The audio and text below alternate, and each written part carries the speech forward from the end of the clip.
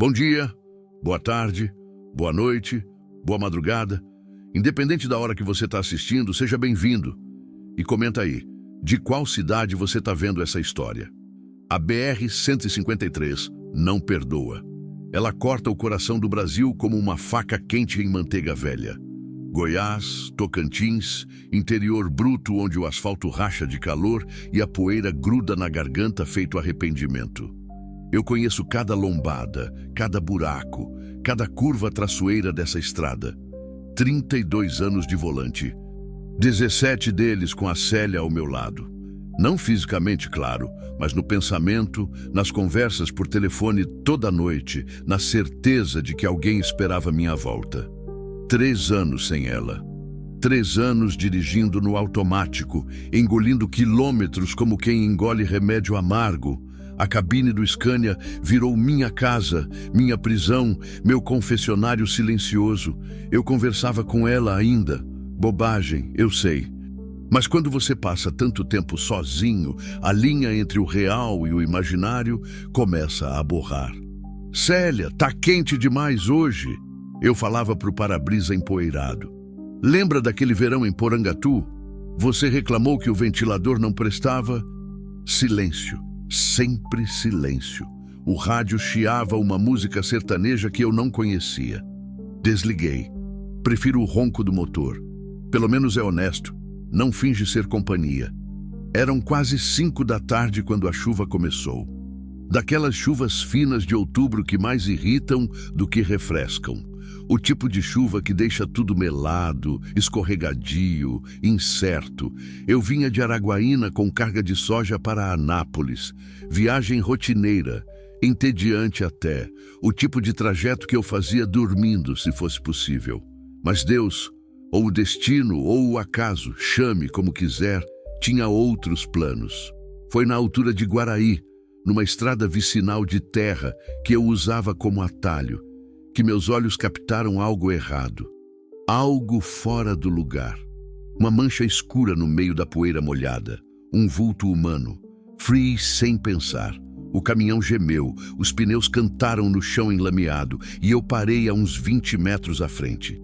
Meu coração socava o peito. Não sei porquê. Talvez pressentimento. Talvez medo do que eu ia encontrar. Puxei o freio de mão, respirei fundo e desci. A chuva fina molhava meu rosto, minha camisa xadrez já surrada. Eu caminhei devagar de volta, as botas afundando na lama vermelha. E então eu vi uma mulher, grávida. Sentada no chão, encostada num poste de madeira podre que sustentava fios elétricos bambus. Uma corda suja, grossa, enrolada ao redor do tronco dela. Não apertada, mas ali, largada, como se alguém tivesse amarrado e depois desistido. Ou pior, como se tivessem deixado ela ali de propósito. Os olhos dela se levantaram quando me viram. Olhos castanhos, fundos, cheios de uma exaustão que ia além do corpo. Ela tentou falar, mas só saiu um gemido rouco. Moça? Minha voz saiu mais trêmula do que eu queria. Você tá bem? Pergunta idiota. Claro que ela não estava bem. Ela sacudiu a cabeça devagar, como se até esse movimento custasse energia demais. O cabelo escuro, encharcado, grudado no rosto pálido. A barriga enorme, sob um vestido de algodão sujo, rasgado na barra. Os pés descalços, inchados, cobertos de lama e pequenos cortes. Meu estômago revirou. Quanto tempo você está aqui? Me aproximei mais, agachando na frente dela. Ela tentou falar de novo. Dessa vez conseguiu. Desde ontem à noite. A voz dela era um fio. Por favor, não me deixa aqui. Ontem à noite. Mais de 12 horas sozinha, grávida, amarrada, na beira de uma estrada de terra no meio do nada. Eu senti uma raiva subir pela garganta. Raiva de quem fez isso. Raiva de quem passou por aqui e não parou. Raiva de mim mesmo por quase não ter visto. Calma, falei, mais firme agora. Eu vou te ajudar. Você tá machucada. Ela negou com a cabeça, mas eu vi a mentira nos olhos dela. Eu puxei meu canivete do bolso e cortei a corda. Ela caiu pesada no chão molhado. Eu joguei longe, como se queimasse. Consegue levantar? Não sei. Passei o braço por baixo dos ombros dela, com cuidado, e a ajudei a ficar de pé. Ela gemeu baixo, a mão livre indo direto para a barriga. Ei, ei, devagar. Segurei firme. Quantos meses? 8, quase 9. Meu sangue gelou. E você está sentindo dor, contrações? Um pouco, mas não é hora ainda, acho.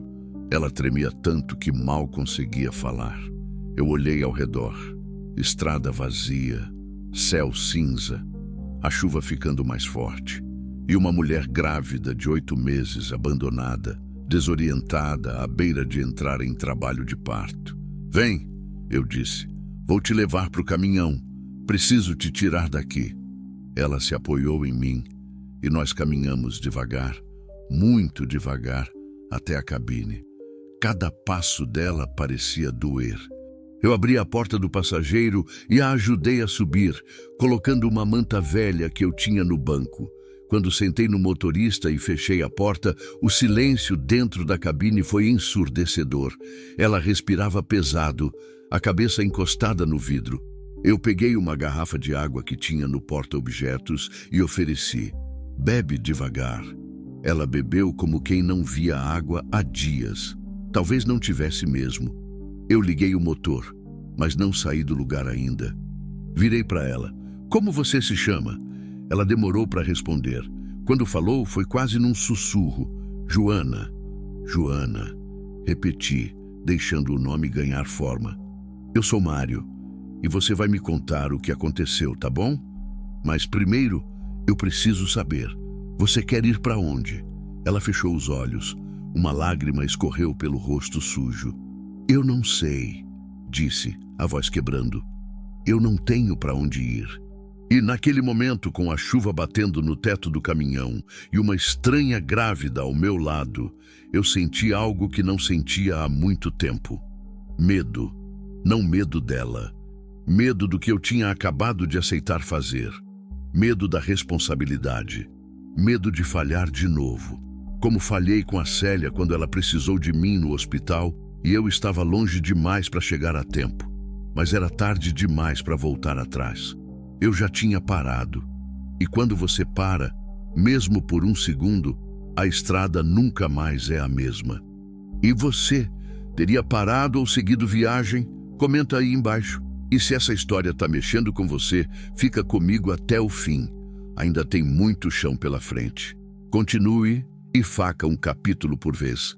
13:15. Capítulo 2. O peso das perguntas não feitas. Eu não saí do lugar por uns bons 2 minutos. Só fiquei ali, mãos no volante, olhando a chuva escorrer no para-brisa. Joana respirava pesado ao meu lado, a cabeça ainda encostada no vidro, os olhos fechados. Parecia que ela ia desmaiar a qualquer segundo. Joana, chamei baixo, você precisa ficar acordada, tá me ouvindo? Ela abriu os olhos devagar, virou o rosto para mim. Tinha medo ali, medo de mim talvez, ou medo de tudo. Eu tô acordada. Você comeu alguma coisa hoje? Silêncio. Ontem? Ela negou com a cabeça. Merda. Eu me virei para o banco de trás e peguei minha mochila. Sempre carrego umas coisas. Biscoito, barra de cereal, essas porcarias que sustentam um caminhoneiro na estrada. Peguei um pacote de bolacha cream cracker meio amassado e ofereci. Come. Devagar, mas come. Ela pegou com as 2 mãos trêmulas, como se fosse ouro. Abriu o pacote e mordeu uma bolacha. Mastigou devagar, os olhos marejando de novo. Obrigada, murmurou. Não precisa agradecer. Eu engrenei a primeira e o caminhão voltou para a estrada de terra. A chuva ficava mais forte. Os limpadores trabalhavam no limite, mas eu mal enxergava 10 metros à frente. Precisava voltar para o asfalto, mas a vicinal ainda tinha uns 5 quilômetros. Mário! A voz dela me tirou do pensamento. Fala! Por que você parou? A pergunta me pegou de surpresa. Não era obrigada por parar. Era por quê? Como se ela não acreditasse que alguém faria isso. Eu respirei fundo. Porque comecei, mas travei. Porque o quê? Porque sou boa pessoa? Porque senti pena? Porque vi você e lembrei da Célia? Porque era a coisa certa, concluí. Simples assim. Muita gente passou por mim, ela disse, a voz sumindo. Mais de 10 carros, 2 caminhões, ninguém parou. Eu apertei o volante. Tem gente que tem medo. E você não teve? Tive, admiti. Ainda tenho, mas parei mesmo assim. Ela ficou quieta, mordeu outra bolacha. A chuva cantava no teto de metal. Quem fez isso com você? Soltei a pergunta que martelava minha cabeça desde que cortei aquela corda. Joana demorou para responder. Quando falou, a voz estava ainda mais baixa. O pai do bebê. Meu estômago revirou de novo. Ele te amarrou ali? Não, não foi bem assim. Então como foi? Ela olhou pela janela, para os campos encharcados que passavam devagar. Eu diminuí a velocidade. Não tinha pressa. Não agora. Eu conheci ele em Palmas. Começou. Trabalhava num mercado. Ele era caminhoneiro também. Bonito, engraçado, me tratava bem no começo. Falou que ia me tirar daquela vida de aperreio, que ia cuidar de mim. Eu conhecia esse tipo de história. Já tinha ouvido variações dela em postos, botecos, conversas de madrugada. Casei com ele depois de 3 meses. Minha mãe disse que era loucura, mas eu não ouvi. Achei que era amor. E não era? Era prisão. Cuspiu a palavra. Ele não me deixava trabalhar, não me deixava sair sozinha, ficava com raiva de tudo, de eu conversar com o vizinho, de eu usar roupa que ele não gostava, de eu existir às vezes. Eu cerrei os dentes. Conhecia homem assim, covarde disfarçado de macho. Quando descobri que estava grávida, achei que ia mudar, que ele ia melhorar. Ela riu, mas era um riso amargo, quebrado. Piorou. Disse que o filho não era dele, que eu tinha dado para outro. Me bateu, me xingou de tudo. Eu senti a raiva subir de novo, quente, violenta. Você fugiu? Tentei, 3 vezes. Ele sempre me achava. Na última vez, há 2 dias, eu consegui pegar um ônibus para Guaraí. Pensei em ir para a casa de uma tia que mora lá, mas ele descobriu. Me seguiu. A voz dela começou a tremer mais. Ontem de noite ele me pegou na rodoviária, disse que ia me levar de volta, mas no caminho ele parou na estrada de terra, tirou uma corda do caminhão dele, me amarrou naquele poste e disse... Ela engoliu seco. Disse que se eu queria liberdade tanto assim, podia ficar livre, sozinha, para ver se alguém ia querer me ajudar. Eu parei o caminhão. A chuva batia forte agora. Os limpadores lutavam.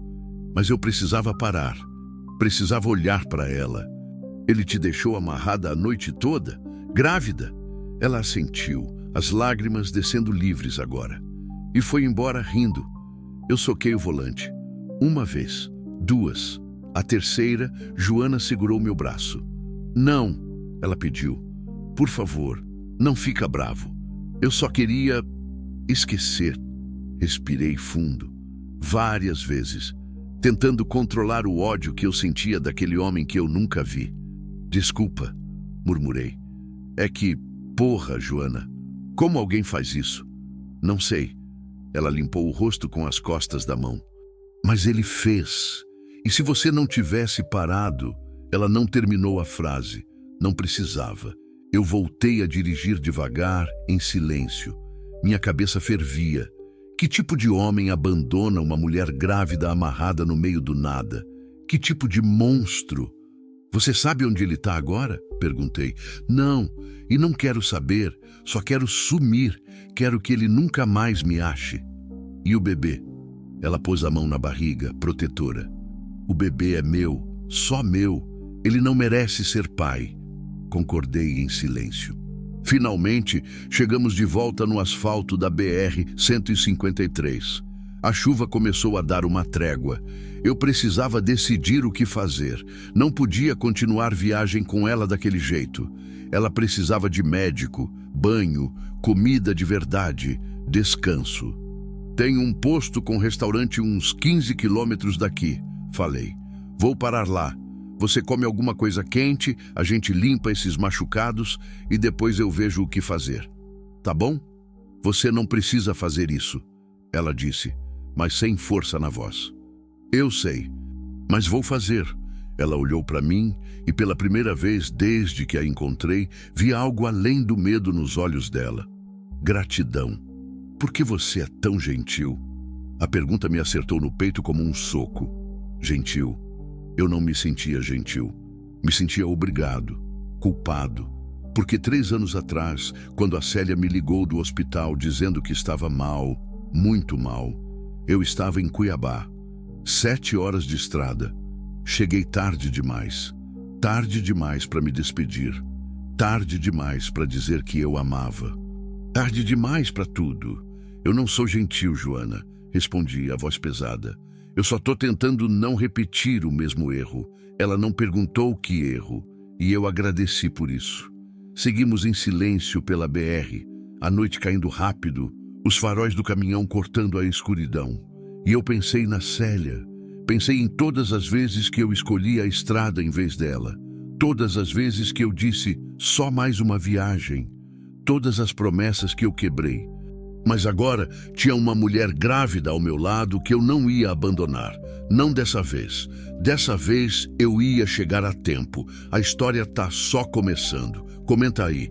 Você acha que o Mário tá fazendo a coisa certa? E fica ligado, porque o próximo capítulo vai mudar tudo. Continue e faça um capítulo por vez. 13:21. Capítulo 3. A parada que muda tudo. O posto Boa Esperança ficava no quilômetro 487 da BR-153.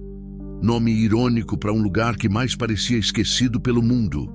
Mas tinha comida quente, banheiro limpo e, mais importante, gente que não fazia muita pergunta.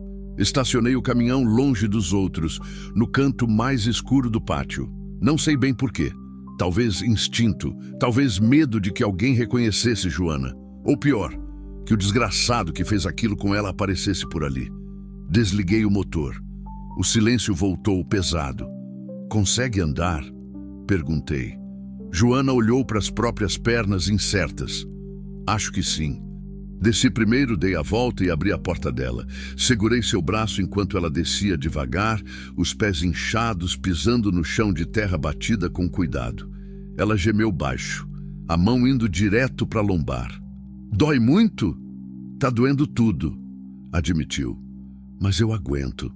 Ela era forte, mais forte que qualquer um daria crédito só de olhar. Caminhamos devagar até o restaurante. A entrada era iluminada por um letreiro piscante de neon que dizia Aberto 24H. Cheiro de óleo de cozinha e café velho vinha da porta. Dentro, meia dúzia de caminhoneiros comiam em silêncio, cansados demais para conversa. Escolhi uma mesa no canto, de costas para a parede. Velha mania de quem passou tempo demais na estrada. Sempre de olho na porta, sempre atento. Uma garçonete apareceu. Devia ter uns 50 anos, cabelo preso num coque bagunçado, avental manchado de molho, mas o sorriso era genuíno. Boa noite. O que vai ser? 2 pratos feitos. Pedi. E 2 cafés com leite e traz bastante pão também. Pode deixar, meu filho. Ela olhou para Joana com aquele olhar de mulher que entende sem precisar perguntar e foi embora. Joana estava sentada curvada, as mãos tremendo em cima da mesa de fórmica riscada. Eu tirei meu casaco e coloquei sobre os ombros dela. Você tá gelada. Eu tô cansada. Ela murmurou. Muito cansada. Eu sei. Mas você precisa comer primeiro. Depois a gente vê o resto. Que resto? Médico. Algum lugar para você dormir essa noite. Algum plano. Ela soltou um riso sem graça. Eu não tenho plano nenhum, Mário. Não tenho nada. Nem documento, nem dinheiro, nem roupa. Nada. Ele levou tudo? Eu saí só com a roupa do corpo. E olha como ela tá. Olhei. O vestido rasgado, sujo de lama seca, manchado de suor e chuva. Os pés descalços, machucados. A gente resolve isso. falei, mas sem muita convicção. A garçonete voltou com os cafés. Joana segurou a caneca com as duas mãos como se fosse uma tábua de salvação e bebeu devagar. Fechou os olhos. Nossa Senhora, sussurrou. Tá tão bom. Algo apertou no meu peito. A forma como ela agradecia pelo básico. Café com leite. Uma caneca quente. Como se fosse luxo. Quanto tempo faz que você não dorme direito? Perguntei. 3 dias, talvez 4, não lembro mais. E o bebê? Você tá sentindo ele mexer? Ela colocou a mão na barriga e ficou quieta por uns segundos.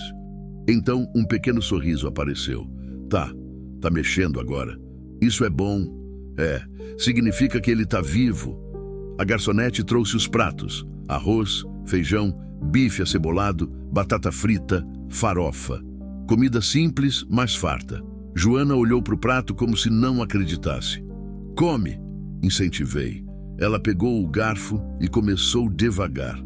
Depois de 3 garfadas, acelerou. Comia como quem não sabe quando vai comer de novo. Eu comi também, mas sem prestar muita atenção no sabor. Minha cabeça não parava. O que eu ia fazer com ela? Não podia simplesmente largar Joana em qualquer lugar, não grávida daquele jeito, sem documento, sem nada. Mas também não podia carregá-la comigo pelo Brasil afora. Eu tinha carga para entregar, prazos, compromissos.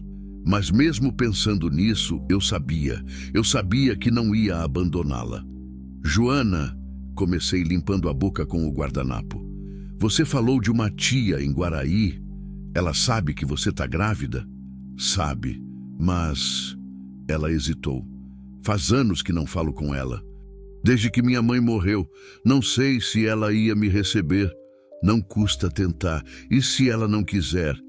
Então, a gente pensa em outra coisa. Que outra coisa? Eu não tinha resposta. Ficamos em silêncio enquanto terminávamos de comer. A fadiga caía sobre nós dois como um cobertor pesado. Eu precisava de um plano, rápido. Escuta, falei me inclinando sobre a mesa. Eu vou ser honesto com você. Eu não sei o que fazer. Não sei como te ajudar direito. Mas eu sei que você precisa de 3 coisas agora. Um médico, um banho e uma cama. Nessa ordem. Não tem médico aqui. Tem em Guaraí. A gente volta para lá, 20 quilômetros só. Eu te levo num posto de saúde. Eles te examinam, veem se tá tudo bem com você e com o bebê. Depois a gente procura sua tia. E se o Renato estiver lá? Renato. Então, era esse o nome do desgraçado. Se ele aparecer, eu resolvo. Você não conhece ele, Mário. Ele é perigoso. Eu também já fui muita coisa na vida, Joana. E cansei de ter medo. Não era verdade. Eu ainda tinha medo. Mas naquele momento a raiva pesava mais. Ela ficou me encarando como se tentasse decidir se podia confiar em mim. Então assentiu devagar. Tá bom. Paguei a conta e voltamos para o caminhão. A noite estava fria agora, o céu aberto, cheio de estrelas. Eu ajudei Joana a subir de novo e antes de ligar o motor, respirei fundo. Vai dar certo. Falei, mais para mim do que para ela. Você sempre é tão otimista? Não, mas hoje eu preciso ser. Saí do posto e voltei para a BR no sentido de Guaraí. A estrada estava vazia, os faróis cortando a escuridão como facas. Joana cochilou por uns minutos, a cabeça balançando com o balanço do caminhão. Eu deixei. Ela precisava. Mas uns 10 quilômetros depois, ela acordou com um grito abafado. Ai, quase perdi o controle do caminhão. O que foi? Ela estava curvada, as 2 mãos apertando a barriga, o rosto contorcido de dor. Uma contração, gemeu. Uma forte, meu sangue gelou. Quantas você já teve? Essa é a 3ª, desde que a gente saiu do posto. Em 20 minutos. Eu não queria te preocupar. Joana, minha voz saiu mais alta que eu queria. Respirei tentando acalmar. Você devia ter me falado. Quantos minutos entre uma e outra? Não sei. 6, 7. Merda. Merda, 7 minutos. Trabalho de parto começando. Acelerei. O caminhão ganhou velocidade rugindo na estrada escura. Guaraí ainda estava a uns 12 quilômetros. O posto de saúde ficava no centro, 15 minutos se eu voasse. Aguenta firme, pedi. Tá ouvindo? Aguenta só mais um pouco. Ela gemia baixo, o corpo todo tenso. Eu via o suor escorrer pela testa dela, mesmo com o frio. Mário, eu tô com medo. Eu também. Mas a gente vai chegar. Eu prometo. Outra contração veio, mais forte. Joana gritou dessa vez, um grito de dor pura que me cortou por dentro. Respira! Gritei. Respira fundo pelo nariz, solta pela boca, igual você vê nos filmes. Eu não tô num filme, eu sei, mas respira mesmo assim. Ela obedeceu, ou tentou. A respiração saía entrecortada, desesperada. Eu ultrapassei outro caminhão, buzinei, acelerei mais. As luzes de Guaraí apareceram no horizonte, pequenas, fracas, mas ali. Já tá perto, avisei. Mais 5 minutos. Eu não sei se tenho 5 minutos. Tem. Você tem, Joana. Você é forte. Eu não sou forte. Eu tô morrendo de medo. Eu também, gritei de volta.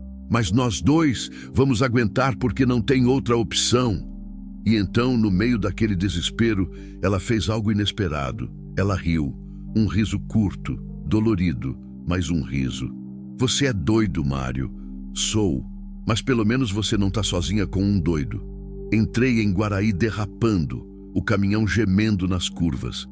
As ruas estreitas, mal iluminadas. Eu conhecia a cidade de outras viagens. Posto de saúde ficava na Rua Goiás. Cheguei em 3 minutos. Estacionei torto na frente, nem liguei para o caminhão. Desci correndo, abri a porta de Joana e a segurei. Vamos, eu te carrego. Não precisa. Vamos! Eu a peguei no colo.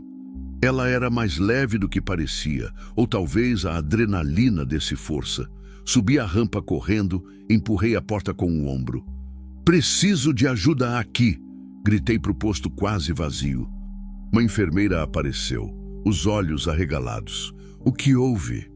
Ela está em trabalho de parto, contrações de 7 minutos. A enfermeira não perdeu tempo. Gritou por ajuda, trouxe uma maca e num segundo, Joana foi levada para dentro. Eu fiquei parado na entrada, ofegante, as mãos tremendo. Um médico jovem apareceu. Você é o pai? Não, eu sou... Travei. Eu sou o caminhoneiro que achou ela. Ele franziu a testa, confuso, mas não tinha tempo para explicações. Ela está com 8 meses. Pode ser prematuro, mas tem chances. Vou examiná-la agora. E ele entrou. Eu fiquei ali, sozinho no corredor iluminado por lâmpadas fluorescentes piscantes, o cheiro de álcool e desinfetante enchendo meus pulmões. E pela primeira vez em 3 anos, eu rezei. Rezei para Deus, para Célia, para quem estivesse ouvindo. Por favor, não deixa ela morrer, não de novo. O bebê vai nascer agora, Joana vai sobreviver. Comenta o que você acha que vai acontecer. E fica aí, porque o próximo capítulo vai apertar seu coração ainda mais. Continue e faça um capítulo por vez. 13:24. Capítulo 4. A espera mais longa. Sentar naquele corredor gelado do posto de saúde foi como voltar no tempo. 3 anos atrás. Hospital em Goiânia. Corredor parecido, cheiro parecido, mesma sensação de impotência esmagadora.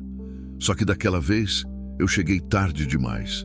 Olhei para o relógio na parede. 00:15. Fazia 40 minutos que tinham levado Joana. 40 minutos sem notícia, sem ninguém vir falar comigo. Eu andava de um lado para o outro, as botas fazendo barulho no piso de borracha. 2 cadeiras de plástico azul ocupavam um canto. Tentei sentar. Não consegui ficar mais que 2 minutos.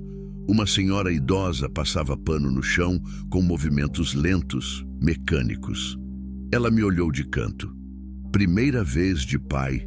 Perguntou com um sorriso banguela. Não, eu não sou. Comecei, mas parei. É complicado. Tudo que envolve bebê é complicado, meu filho, mas vale a pena. Ela seguiu esfregando o chão, cantarolando baixo uma música que eu não conhecia. Eu voltei a andar. A porta dupla no fim do corredor permanecia fechada. Luz forte vinha por baixo. De vez em quando eu ouvia vozes abafadas. Uma vez ouvi um gemido. Meu estômago revirou. Por favor, aguenta, Joana. Aguenta. A enfermeira que tinha nos recebido saiu por outra porta, carregando uma bandeja com instrumentos. Fui até ela. E aí, como ela tá? Ela me olhou com aquela expressão profissional que não entrega nada. O médico está avaliando. Ela está estável por enquanto. Por enquanto? O que isso significa? Significa que o trabalho de parto está progredindo. O bebê quer nascer, mas ela só tem 8 meses. 8 meses e meio, segundo ela. É prematuro, mas não extremo. Temos chances boas, mas vai depender. Depender de quê? De como o corpo dela responde, de como o bebê responde, de muita coisa. Ela ia embora, mas eu segurei no braço dela, delicado, mas firme. Ela vai ficar bem? A enfermeira suspirou. Por um segundo, a máscara profissional caiu e eu vi uma mulher cansada que já tinha visto coisas demais. Eu espero que sim, disse, mas só Deus sabe. E ela foi embora, só Deus sabe. Eu voltei para o corredor e dessa vez sentei. Encostei a cabeça na parede fria e fechei os olhos. Mas toda vez que fechava, eu via a Célia.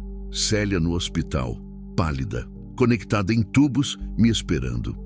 Célia tentando sorrir quando eu finalmente cheguei, 5 horas depois da ligação.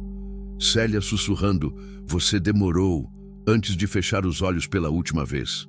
Eu não consegui salvá-la, não porque não quis, mas porque estava longe demais, sempre longe demais. E agora tinha outra mulher lutando pela vida a poucos metros de mim, e eu não podia fazer absolutamente nada além de esperar. Por que você está fazendo isso, Célia? Murmurei para o ar vazio. Por que você deixou essa mulher no meu caminho? Claro que ela não respondeu. Mortos nunca respondem. Mas eu sabia a resposta. Porque eu precisava de redenção. Porque eu precisava provar para mim mesmo que eu não era só um covarde que escolhia a estrada em vez de gente. Que eu podia chegar a tempo, pelo menos uma vez. A porta dupla se abriu. Levantei num pulo. O médico saiu tirando as luvas azuis. Ele era novo, devia ter uns 30 anos, barba rala, olhos fundos de cansaço. Você é Mário? Perguntou. Sou. A Joana está pedindo por você. Meu coração saltou. Ela está bem? Ela está resistindo. Ele escolheu a palavra com cuidado. As contrações estão intensas e o bebê está descendo. Mas há uma complicação. Que complicação! O bebê está em posição pélvica. Sentado. Não é ideal para parto normal, especialmente sendo prematuro. O correto seria cesariana, mas o quê? Não temos estrutura aqui para isso. Esse é um posto de saúde básico. Precisaríamos transferi-la para Araguaína, hospital com UTI neonatal, centro cirúrgico adequado. Então transfere. Não dá tempo. O bebê vai nascer nas próximas 2 horas. Se tentarmos mover ela agora, ela pode dar à luz na ambulância. E aí, as chances de complicação aumentam drasticamente. Eu passei a mão pelo rosto. Então o que vocês vão fazer? Vamos tentar o parto normal. Mas vai ser difícil, doloroso e arriscado. Arriscado como? Ele me encarou direto. Mãe e bebê podem não sobreviver, ou só um dos dois. Não posso prometer nada. As palavras bateram como socos. Ela sabe disso? Sabe, e mesmo assim quer tentar. Mas ela está com medo, muito medo, e está pedindo por você. Disse que você é a única pessoa que ela tem agora. Algo apertou dentro do meu peito, tão forte que eu quase não consegui respirar. Ela quer que eu entre? Se você estiver disposto, sim. Pode ajudar a mantê-la calma. Mas te aviso, não é fácil de ver. Se você não aguentar, não tem problema. Sem julgamento. Eu não pensei, só assenti. Eu vou. O médico me levou até uma pia. Me ensinou a lavar as mãos direito, me deu uma bata azul para vestir por cima da roupa. Eu estava tremendo. As mãos não paravam de tremer. Respira fundo, o médico disse. Você só precisa ficar perto dela, segurar a mão, falar com ela, fazer ela se sentir menos sozinha. Consegue fazer isso? Consigo. Mentira. Eu não sabia se conseguia, mas eu ia tentar. Ele abriu a porta. A sala era pequena, iluminada por uma luz branca forte demais. Equipamentos que eu não conhecia apitavam baixinho. E no centro, numa maca estreita coberta com lençóis brancos manchados de suor, estava Joana. Ela virou a cabeça quando me viu, os olhos vermelhos, inchados de tanto chorar, o cabelo grudado na testa, a respiração rápida, ofegante. Mário! A voz dela era um fio. Fui até a cabeceira da maca e peguei a mão dela. Estava gelada e molhada de suor. Eu tô aqui, falei, tentando manter a voz firme. Não vou sair. Eu tô com tanto medo. Eu sei, mas você é forte, Joana. Mais forte que qualquer um que eu conheço. E se eu morrer, você não vai morrer. Você não sabe disso. Ela tinha razão. Eu não sabia, mas eu precisava acreditar. Não, admiti, mas eu vou ficar aqui do mesmo jeito. Você não vai passar por isso sozinha. Eu prometo. Uma contração veio. Joana gritou, apertando minha mão com tanta força que eu senti os ossos rangendo. O médico se posicionou entre as pernas dela, a enfermeira ao lado com instrumentos que eu não queria nem imaginar para que serviam. Está dilatando bem, o médico anunciou. Mais 1 hora, talvez menos, mais 1 hora. 60 minutos que pareceram 60 dias. Joana gritava, chorava, implorava para parar. Eu segurava a mão dela e repetia as mesmas palavras sem parar, como um mantra. Você consegue. Respira. Você consegue. Em algum momento ela me olhou com ódio puro. Você não faz ideia do que eu tô sentindo. Eu sei, mas você tá quase lá. Eu não aguento mais. Aguenta. Por ele. Pelo seu filho. E então, às 2h43 da madrugada, o médico falou as palavras que eu nunca vou esquecer. Está coroando. Na próxima contração, empurra com tudo. Joana olhou para mim, os olhos transbordando de terror e exaustão. Eu não consigo. Consegue. Falei, firme. Você já chegou até aqui. Só mais um pouco. A contração veio, ela empurrou, gritou como nunca tinha gritado antes. E então, silêncio. Um segundo de silêncio que durou uma eternidade. E depois, um choro.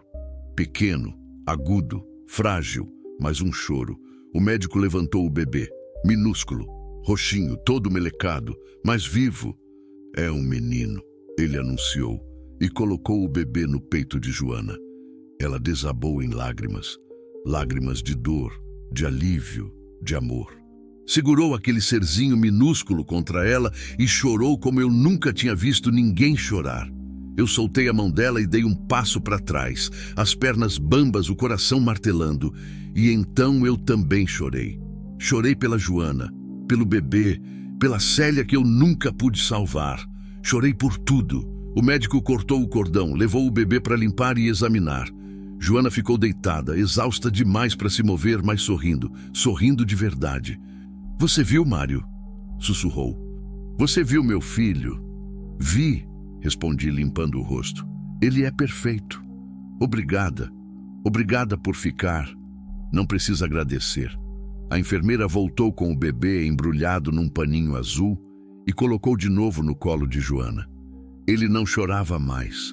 Só olhava com aqueles olhinhos minúsculos, sem entender nada do mundo. Como você vai chamar ele? Perguntei. Joana olhou para o filho, depois para mim. Miguel, disse. Vai se chamar Miguel. Nome de guerreiro. É um bom nome. E era. Eu saí da sala uns minutos depois, cambaleando de cansaço. O corredor estava vazio agora. A senhora da limpeza tinha ido embora. Só eu, o silêncio e o peso de tudo que tinha acontecido. Sentei na cadeira de plástico, encostei a cabeça na parede e fechei os olhos. E pela primeira vez em 3 anos, eu não sonhei com a morte da Célia. Eu sonhei com vida. Nasceu. Miguel está vivo. Mas e agora? A história está longe de acabar. Comenta aí o que você está sentindo e segura firme, porque vem mais. Continue e alongue o próximo capítulo 13 e 27. Capítulo 5. O peso de um recomeço. Acordei com o sol batendo no rosto. Não lembrava de ter dormido. Não lembrava de ter fechado os olhos por mais de um segundo. Mas quando abri de novo, a luz da manhã entrava pelas janelas sujas do posto de saúde e meu pescoço doía, como se tivesse levado uma surra. Ainda estava na cadeira de plástico. O corredor estava diferente agora, cheio de gente. Mães com crianças no colo, velhos tossindo, o movimento caótico de um posto de saúde de cidade pequena num dia comum. Olhei para o relógio na parede. 7h20 da manhã. Levantei cambaleante, os ossos reclamando. Quantas horas tinha dormido? 3, 4 no máximo. Mas não tinha tempo para isso. Precisava saber de Joana e do bebê. Fui até o balcão da recepção. Uma moça jovem, diferente da enfermeira da noite anterior, digitava algo no computador com pressa. Com licença, chamei. Ela levantou os olhos impaciente. Pois não? Tenho uma paciente aqui, Joana. Ela deu à luz ontem de madrugada. Queria saber como ela tá. Você é família? Travei. Não. Eu sou... Como explicar? Eu trouxe ela aqui. Eu estava com ela durante o parto. A moça me olhou de cima a baixo, desconfiada. Só a família pode ter informação. Ela não tem família aqui. Só tem eu. Mesmo assim, escuta aqui. Me inclinei sobre o balcão, tentando controlar a irritação. Eu passei a noite inteira segurando a mão daquela mulher enquanto ela trazia uma criança ao mundo. Eu não vou sair daqui sem saber se ela está viva. Então você vai me dar essa informação ou eu vou entrar por aquela porta e procurar ela eu mesmo. A moça piscou, assustada. Então suspirou. Deixa eu ver aqui... Voltou para o computador. Digitou. Esperou. Joana, sem sobrenome? Ela não tinha documento quando chegou. Ah, a mulher da emergência obstétrica. Tá. Ela foi transferida para o quarto de observação. Ala B, quarto 3. Mas só pode visita até 10 minutos. Obrigado. Saí antes que ela mudasse de ideia. A ala B ficava no outro lado do posto, um corredor estreito com portas numeradas. Achei o quarto 3 no fim.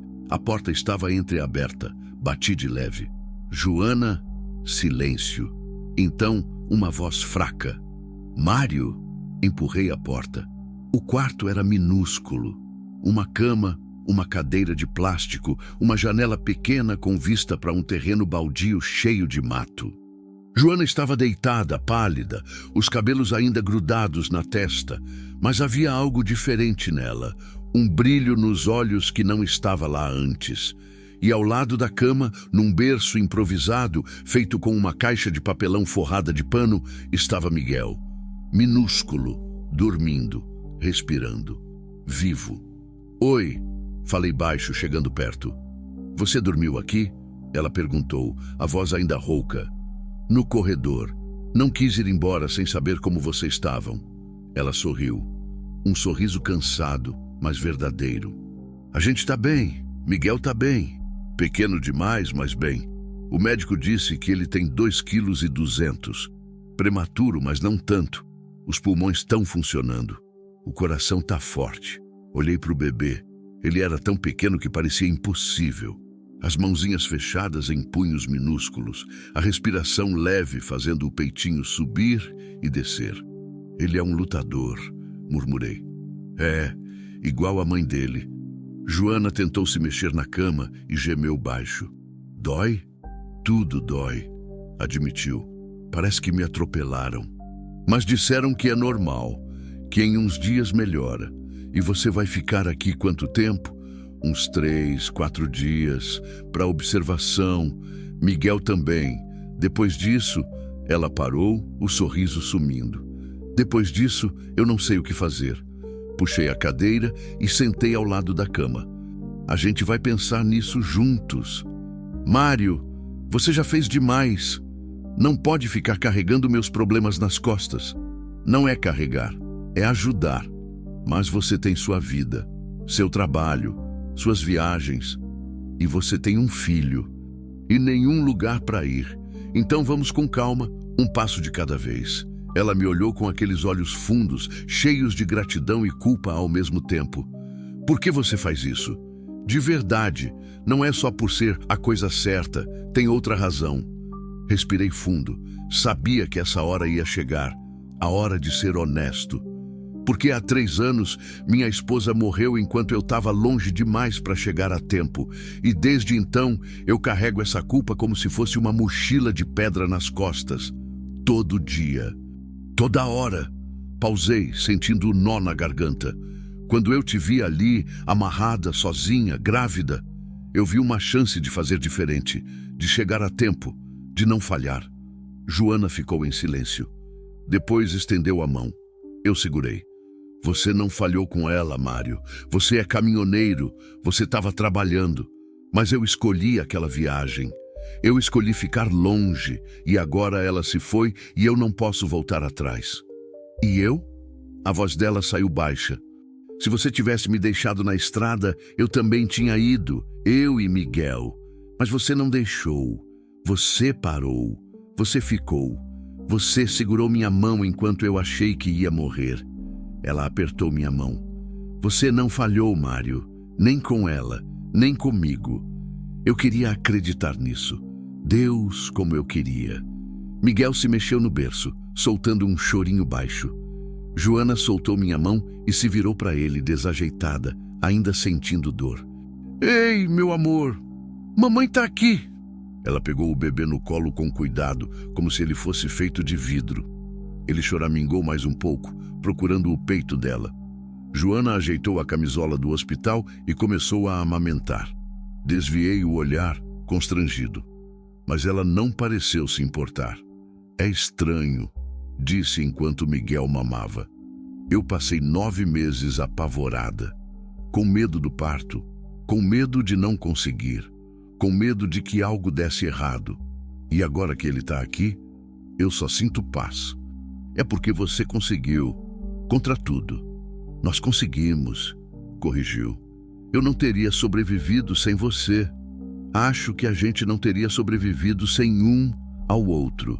Ficamos ali, em silêncio, só observando Miguel mamar. Havia algo sagrado naquele momento, algo que me fazia esquecer por um instante todo o caos, todo o medo, toda a dor. A paz que Joana falou, eu também sentia.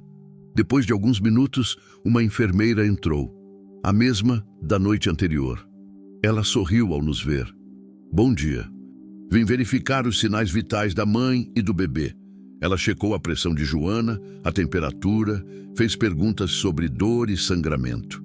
Depois, pegou Miguel com cuidado e o examinou enquanto ele chorava indignado. Está tudo bem, anunciou. Ele é pequeno, mas forte. Vocês tiveram sorte. Não foi sorte, eu disse. Foi milagre. A enfermeira me olhou e assentiu, séria. Sim, foi. Ela saiu, levando alguns papéis para preencher. Joana ajeitou Miguel de volta no berço e se recostou, exausta. Mário, você precisa ir embora em algum momento. Eu sei. Quando?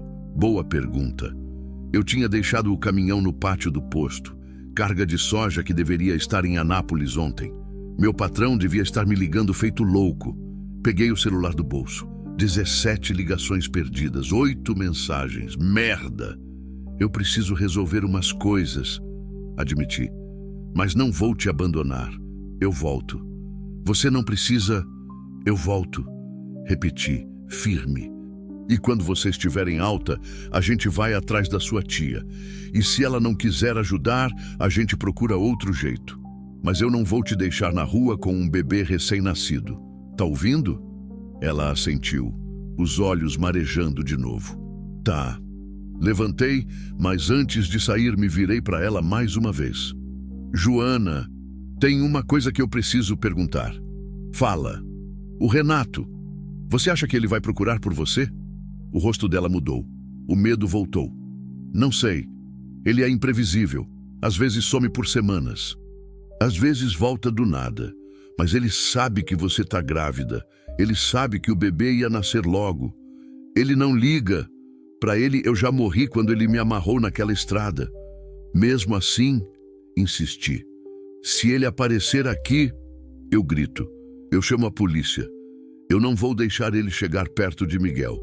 Bom, porque se ele aparecer, ele vai ter que passar por cima de mim primeiro. Ela não disse nada. Só olhou para mim com aqueles olhos que diziam mais que 1000 palavras. Saí do quarto e fui direto para o estacionamento. O Scania estava onde eu tinha deixado, coberto de poeira, mas intacto. Subi na cabine e peguei o celular. Liguei para o patrão. Mário, onde diabos você tá? A voz dele explodiu no telefone. Guaraí, tive um problema. Que tipo de problema justifica você sumir com um caminhão cheio de carga? O tipo de problema que envolve salvar a vida de uma mulher grávida. Silêncio do outro lado. O quê? Expliquei, resumido. Encontrei ela amarrada na estrada. Levei para o hospital. Ela deu à luz. Não podia abandonar. Mais silêncio. Mário, você é um bom homem, mas você está me colocando numa situação difícil. Essa carga já deveria ter sido entregue. Eu sei. Me dá mais 24 horas. Eu resolvo isso e entrego. 24 horas. Nem um minuto a mais. Senão eu vou ter que mandar outro motorista buscar o caminhão. Entendido. Desliguei. 24 horas. Um dia para resolver a vida de Joana, garantir que ela e Miguel estavam seguros e ainda cumprir minha obrigação. Parecia impossível. Mas eu já tinha feito o impossível ontem. Podia fazer de novo. Liguei o motor e saí do estacionamento. Precisava de informações. Precisava achar a tal tia de Joana. E precisava fazer isso rápido. Parei num bar na esquina. Velho, sujo, com mesas de sinuca e cheiro de cachaça. Entrei e fui direto no balcão. Bom dia. Você conhece uma mulher aqui em Guaraí, irmã de uma tal de... Merda, eu nem sabia o nome da mãe de Joana. Espera, você conhece alguém que tem uma sobrinha chamada Joana? Grávida? O dono do bar, um homem barrigudo de bigode grisalho, me olhou desconfiado. Por que você quer saber? Porque a Joana acabou de ter um bebê e está precisando de ajuda. E a única família que ela tem é uma tia que mora aqui. E você é quem dela? Sou o caminhoneiro que achou ela amarrada na estrada e a trouxe para o hospital. O homem me encarou por um longo momento. Então gritou para a cozinha. Dona Marlene, vem cá! Uma mulher miúda, de cabelos curtos e grisalhos, apareceu limpando as mãos num pano. Que foi? Esse moço está procurando alguém que tem uma sobrinha chamada Joana. O rosto da mulher mudou na hora. Joana? Minha sobrinha Joana? Jackpot. A senhora é a tia dela? Sou. Mas faz anos que não vejo ela. Desde que minha irmã morreu. Por quê? Aconteceu alguma coisa? Contei. Resumido de novo. Ela ouviu em silêncio, o rosto endurecendo a cada palavra. Quando terminei, ela estava com lágrimas nos olhos. Aquele desgraçado. Eu sabia que ele não prestava. Eu avisei a menina. A senhora pode ajudar ela? Claro que posso. Onde ela está? No posto de saúde. Quarto 3, ala B. Dona Marlene não perdeu tempo. Tirou o avental, pegou a bolsa e saiu comigo. Fomos a pé até o posto. Era perto. Ela andava rápido, murmurando baixo, nervosa. Eu devia ter feito mais. Devia ter buscado ela quando soube que ela tinha casado com aquele homem. Mas eu e a Joana brigamos feio depois do enterro da minha irmã. Ela disse umas coisas, eu disse outras, e perdemos contato. Ela limpou os olhos. Mas ela é minha sobrinha, meu sangue. Eu não vou deixar ela sozinha. Chegamos no posto. Levei Dona Marlene até o quarto 3. Bati na porta. Joana, tem alguém aqui para te ver. Abri a porta. Joana olhou. Viu a tia e desabou em lágrimas. Tia Marlene, Ai, minha filha!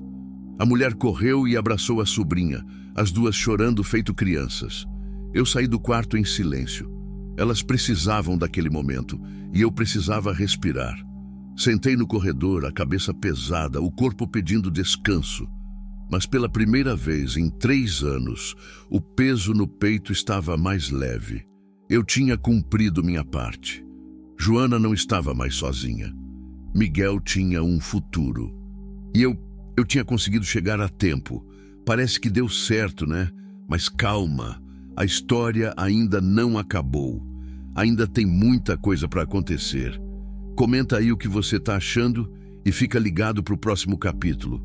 O Renato ainda está solto por aí.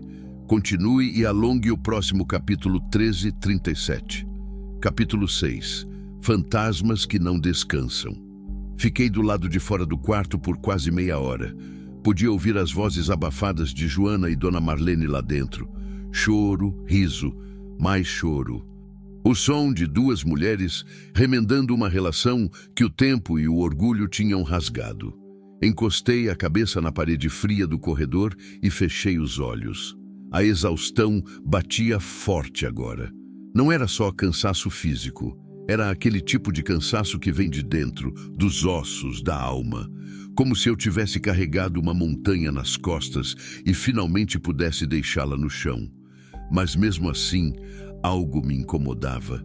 Uma sensação ruim, um frio na nuca. Aquele tipo de pressentimento que você aprende a respeitar quando passa tempo demais na estrada. Alguma coisa não estava certa. Abri os olhos e olhei para o corredor. Gente indo e vindo, mães com crianças, enfermeiras apressadas, um velho de bengala arrastando os pés, nada de anormal, mas a sensação persistia. Levantei e caminhei até a recepção. A mesma moça de antes estava lá, agora entediada, mexendo no celular. Com licença, chamei. Ela suspirou antes de olhar. E aí de novo? Teve algum homem aqui perguntando pela Joana? Ou por uma mulher grávida que deu entrada ontem de madrugada? Ela franziu a testa. Por quê? Só responde. Não, pelo menos não comigo. Mas eu só cheguei às 7. Posso perguntar para o pessoal do turno da noite. Faz isso. E se aparecer alguém perguntando, você não dá informação nenhuma. Entendido? Olha, eu não sei quem você pensa que é, mas... Peguei uma nota de R$ 50 do bolso e coloquei no balcão. Por favor. É importante. Ela olhou para o dinheiro. Depois para mim. Pegou a nota. Tá bom, eu aviso. Voltei para o corredor. A porta do quarto 3 se abriu. Dona Marlene saiu, os olhos vermelhos, mas um sorriso no rosto. Mário? Ela me viu e veio até mim. A Joana me contou tudo, tudo mesmo. O que você fez por ela? A voz dela tremeu. Não tem como agradecer. Não precisa agradecer. Eu só fiz o que qualquer um faria. Não, qualquer um não faria. Ela disse firme. A maioria teria passado direto. Mas você parou. Você cuidou, você ficou. Ela segurou minha mão. Você salvou minha sobrinha e meu sobrinho neto. Não soube o que dizer. Só assenti. Como ela tá? Assustada ainda. Mas mais forte agora que sabe que não tá sozinha. Eu já disse para ela. Ela e o Miguel vão ficar comigo. Minha casa não é grande, mas tem espaço e tem amor, que é o que mais importa. E o Renato? O rosto de Dona Marlene endureceu. Se aquele desgraçado aparecer perto da minha casa, ele vai conhecer o lado ruim de uma mulher do interior. Tenho uma espingarda calibre 12 pendurada atrás da porta. E sei usar. Quase sorri. Quase. Mas é sério, Mário, continuou. Aquele homem é perigoso. A Joana me contou das ameaças, das agressões. Ele não vai desistir fácil. Homem assim nunca desiste. Por isso eu perguntei na recepção se alguém andou procurando por ela. E? Nada ainda, mas eu pedi para ficarem de olho. Dona Marlene assentiu, preocupada. Eu vou registrar um boletim de ocorrência. Vou até a delegacia agora mesmo. Medida protetiva, alguma coisa. Boa ideia. E quando ela estiver alta, vocês saem daqui direto para sua casa, sem paradas, sem avisar ninguém. Pode deixar. Ela respirou fundo. Você vai embora agora? A pergunta me pegou desprevenido. Eu devia ir. Tinha carga esperando. Patrão cobrando. Vida para tocar. Mas a ideia de sair, de deixar Joana e Miguel ali, vulneráveis, me deixava inquieto. Preciso resolver umas coisas, respondi. Mas volto antes do fim do dia, só para ter certeza de que tá tudo bem. Você é um homem bom, Mário. Sua esposa tinha sorte. A menção da Célia me acertou como sempre acertava, de surpresa, no lugar que mais doía. Acho que ela discordaria, murmurei. Dona Marlene ia dizer algo, mas se controlou. Só assentiu e voltou para o quarto. Fiquei ali parado mais um minuto. Depois saí do posto, caminhei até o caminhão e subi na cabine. Precisava de um banho, comida, café forte e um plano. Dirigi até o centro de Guaraí. A cidade era pequena, mas tinha o básico. Farmácia, mercado, posto de gasolina, um hotel vagabundo que mais parecia pensão. Estacionei em frente ao hotel. Entrei. O dono estava atrás de um balcão de madeira manchado, assistindo um jogo de futebol num televisor velho. Tem quarto? Tenho. 60 a diária. Preciso só de umas horas. Para tomar banho e descansar. Ele me olhou de cima a baixo, avaliando. 40, então. Paguei. Ele me deu uma chave presa num chaveiro de madeira enorme. Quarto 7, segundo andar. Chuveiro funciona, mas demora a esquentar. Subi as escadas rangentes. O corredor cheirava a mofo e cigarro velho. Abri o quarto 7. Era exatamente o que eu esperava. Cama de casal com lençol duvidoso, guarda-roupa de fórmica arranhado, uma janela pequena com vista para a rua. Mas tinha um chuveiro. E era tudo o que eu precisava. Tirei a roupa, entrei no box minúsculo e abri o registro. A água saiu gelada primeiro, depois morna, finalmente quente. Fiquei ali embaixo por tempo demais, deixando a água lavar o suor, o cansaço, a tensão acumulada das últimas 24 horas. 24 horas. Parecia uma vida inteira. Ontem de manhã eu era só um caminhoneiro viúvo rodando a BR-153 no automático, conversando com fantasmas. Agora eu era... o quê? Herói? Salvador? Não, nada disso. Eu era só um homem que tinha parado quando devia ter parado, mas isso tinha mudado tudo. Saí do banho, me sequei com a toalha fina que o hotel oferecia e me vesti de novo com a mesma roupa. Não tinha outra. Fui até a cama e sentei. Peguei o celular. Mais 3 ligações perdidas do patrão, 2 mensagens. Ignorei. Em vez disso, abri o navegador e digitei: Medida protetiva violência doméstica Brasil.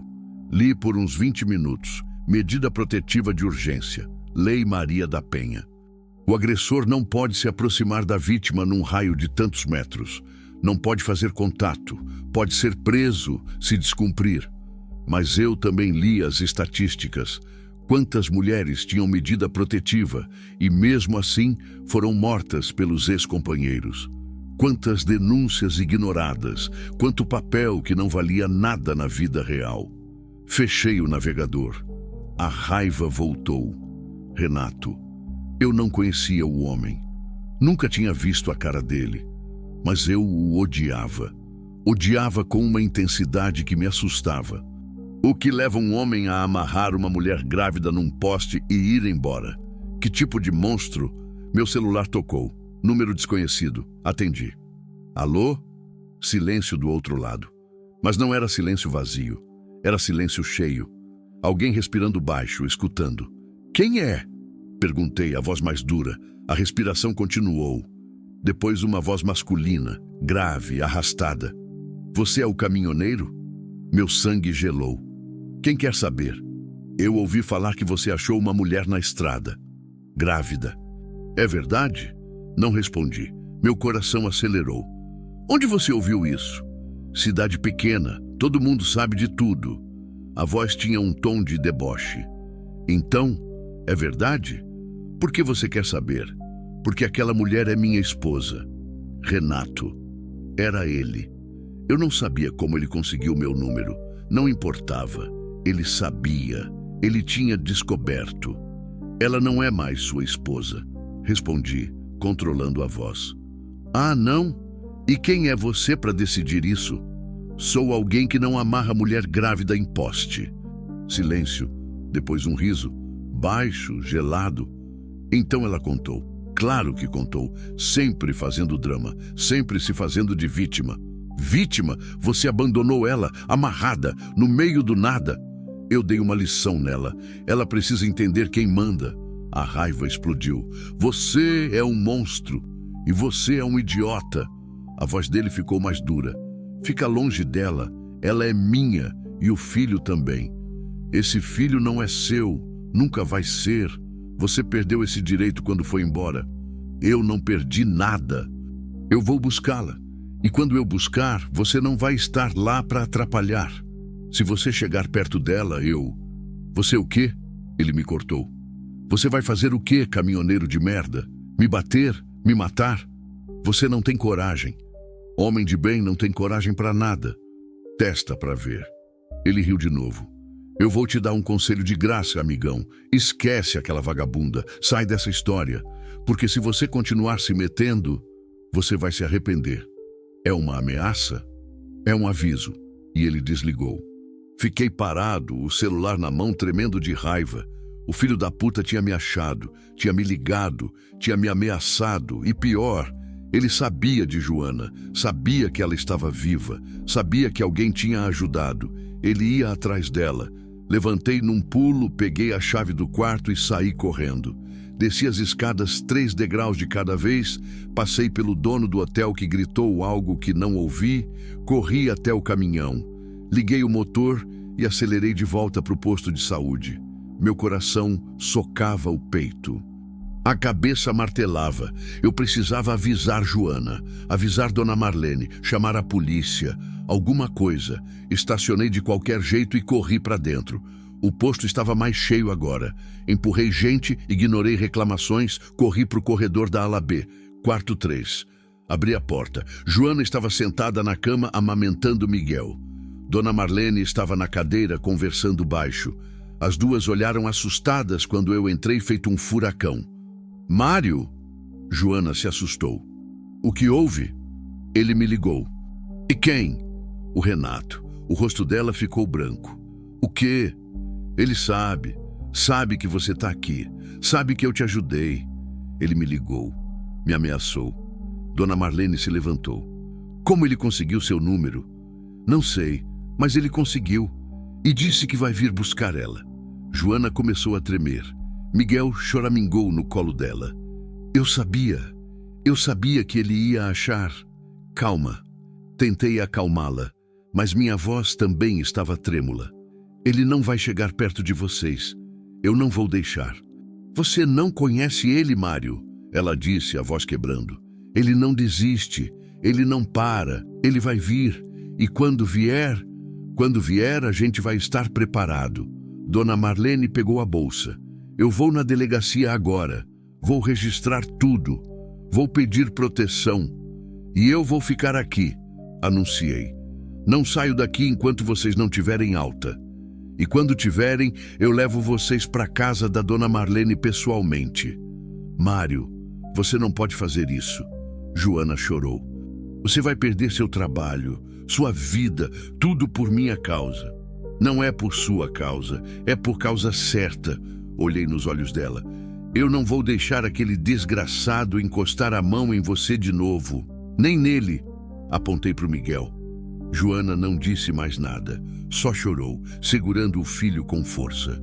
Dona Marlene saiu para ir na delegacia. Eu sentei na cadeira ao lado da cama, os olhos grudados na porta. E esperei, porque eu sabia que Renato ia aparecer. Não era questão de se, era questão de quando. E quando ele aparecesse, eu ia estar lá. Dessa vez, eu ia chegar a tempo de evitar o pior.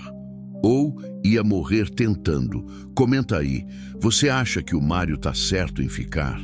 Ou ele tá se metendo onde não devia? E o que vocês acham que vai acontecer quando o Renato aparecer? A tensão tá só aumentando. Segura firme que ainda tem mais. Continue e alongue o próximo capítulo 1550.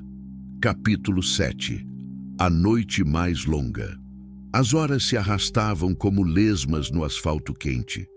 Dona Marlene voltou da delegacia por volta das 3 da tarde.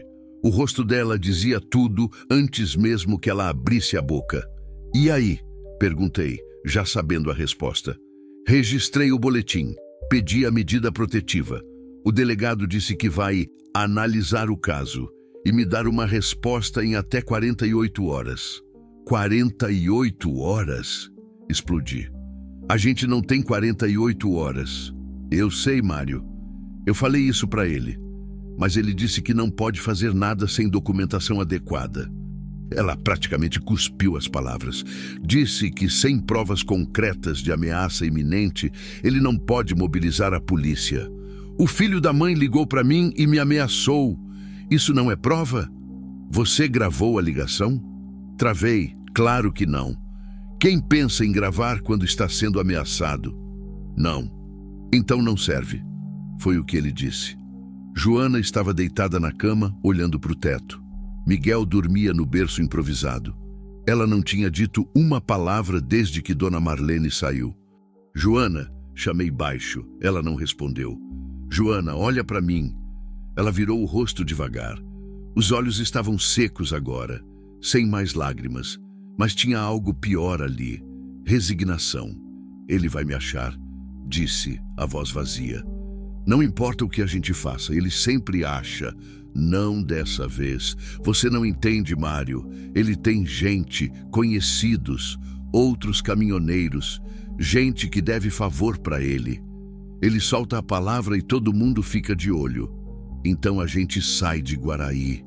"Ah, para onde?" "Boa pergunta. Para onde a gente ia? Eu não podia ficar rodando o Brasil com uma mulher e um recém-nascido. Dona Marlene não podia sair da cidade. Tinha o bar para tocar. E Joana não tinha ninguém além da tia. A gente pensa nisso depois", falei, mas sem convicção. A tarde virou noite. Dona Marlene trouxe comida, marmita do bar dela. Frango com quiabo, arroz, feijão. Comida boa, caseira. Mas ninguém tinha muita fome. Comemos em silêncio. Eu fiquei de pé o tempo todo, encostado na parede ao lado da porta. Cada barulho no corredor me fazia tensionar. Cada passo, cada voz, cada porta abrindo. "Você precisa descansar, Mário", Dona Marlene disse.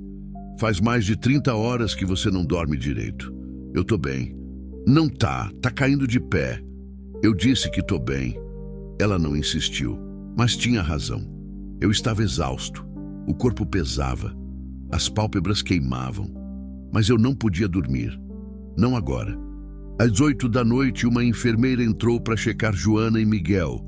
Tudo normal, pressão boa, bebê mamando bem, alta prevista para daqui 2 dias, se tudo corresse bem. 2 dias, 48 horas que pareciam uma eternidade. Dona Marlene foi embora às 9. Precisava fechar o bar, mas prometeu voltar cedo de manhã. "Qualquer coisa você me liga", disse antes de sair. "Qualquer coisa, Mário. Pode deixar." E então ficamos só nós 3. Eu, Joana e Miguel. O quarto mergulhou num silêncio pesado, quebrado só pelo som da respiração leve do bebê e pelo zumbido das lâmpadas fluorescentes do corredor. Joana finalmente falou. "Você não precisa fazer isso. Já discutimos isso." "Não, Mário. Escuta." Ela se sentou na cama fazendo careta de dor.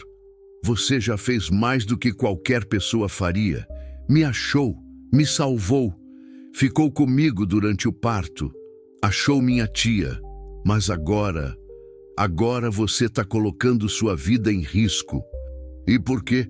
Por alguém que você nem conhecia até ontem. Porque é o certo." "Mas até onde vai o certo?" Ela insistiu. "Até você morrer? Até perder tudo? Seu trabalho, sua paz, sua..." "Eu já perdi minha paz há 3 anos, Joana. Minha voz saiu mais dura que eu queria. Quando a Célia morreu e eu não estava lá. Eu vivo com isso todo dia. Todo maldito dia. E se eu sair agora? Se eu deixar você aqui sozinha e o Renato aparecer e fizer algo com você ou com o Miguel, respirei fundo. Eu não vou sobreviver a mais um arrependimento desses. Eu não vou. Ela ficou me encarando. Então estendeu a mão. Vem aqui. Fui até a cama. Ela segurou minha mão. A Célia foi muito sortuda em ter você. Não foi, não. Se fosse, ela ainda estaria viva. Mário, a voz dela ficou firme. Você não matou ela. A doença matou. Você estar longe não mudou isso. Eu podia ter estado lá. Podia ter segurado a mão dela. Podia ter dito adeus. E você acha que ela te culpa por isso? Não sei. Talvez. Eu não acredito nisso. Joana apertou minha mão. Eu acho que ela te amou até o último segundo. E que ela te entende. E que ela gostaria que você parasse de se punir. As palavras dela me acertaram no peito como socos. Eu pisquei rápido, tentando segurar as lágrimas. Não funcionou muito bem. Eu só queria ter chegado a tempo, murmurei. Só isso. Mas você chegou a tempo para mim e para o Miguel. E isso conta. Conta muito. Fiquei ali, parado, segurando a mão daquela mulher que eu mal conhecia, mas que de alguma forma estava me ajudando a carregar um peso que eu carregava sozinho há anos. Obrigado, falei. Por quê? Por me deixar ficar, por me deixar ajudar, por... sei lá, por tudo. Ela sorriu. Um sorriso pequeno, cansado, mas verdadeiro. Acho que a gente está ajudando um ao outro. Miguel choramingou no berço. Joana soltou minha mão e foi até ele, pegando-o com cuidado. Ele procurou o peito dela imediatamente. Joana se acomodou na cama e começou a amamentar. Voltei para o meu posto ao lado da porta. A noite lá fora estava escura agora, sem lua. O corredor do posto tinha ficado mais silencioso. Menos movimento, menos barulho. Horas passaram. 11 da noite, meia-noite, 1 da manhã. Joana e Miguel dormiam. Eu tentava ficar acordado, mas o cansaço pesava como chumbo. Minha cabeça pendia, os olhos fechavam sozinhos. Eu sacudia e forçava a abrir de novo. Às 2 e pouco da manhã, eu finalmente cochilei. Não sei por quanto tempo, talvez 10 minutos, talvez 20. Acordei com um barulho no corredor. Passos, pesados, deliberados, vindo na direção do quarto. Meu corpo inteiro acordou de uma vez. O coração disparou. Levantei da cadeira silencioso e me posicionei ao lado da porta. Os passos ficaram mais próximos. Parou, bem na frente da porta. Segurei a respiração. A maçaneta girou devagar. A porta começou a se abrir. Eu me preparei, os músculos tensos, as mãos fechadas em punhos. A porta abriu mais e então uma enfermeira entrou, assustada ao me ver ali parado feito estátua. Meu Deus! Ela levou a mão ao peito. Você me assustou! Respirei fundo, tremendo de adrenalina. Desculpa, eu pensei que fosse outra pessoa. Eu só vim verificar a paciente. Rotina.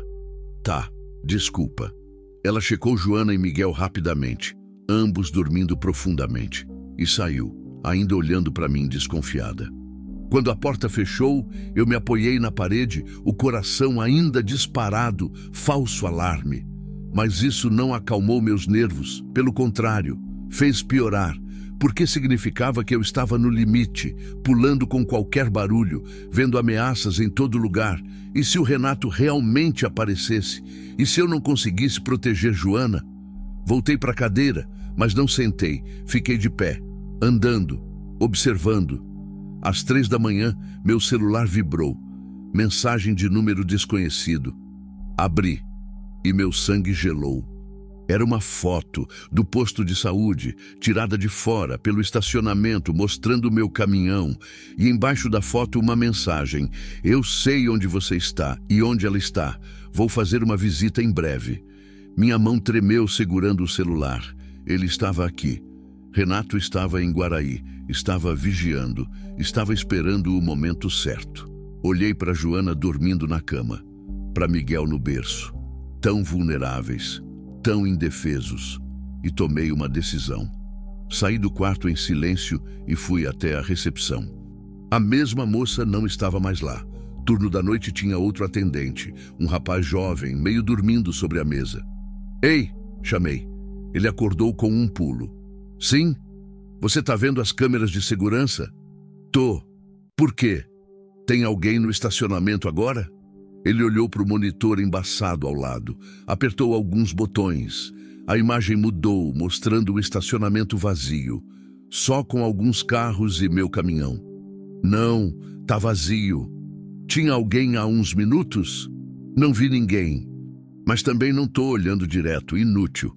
Se você ver alguém suspeito rondando, me avisa. Quarto 3, ala B. Tá bom. Voltei pro quarto. Joana tinha acordado. Me olhou preocupada. O que houve? Mostrei a mensagem. O rosto dela ficou pálido. Ele tá aqui. Eu sei. Mário. A voz dela tremeu. E se ele entrar? E se ele... Ele não vai. Eu não vou deixar. Como? Ela quase gritou, depois se controlou para não acordar Miguel. Como você vai impedir? Ele é mais forte que você.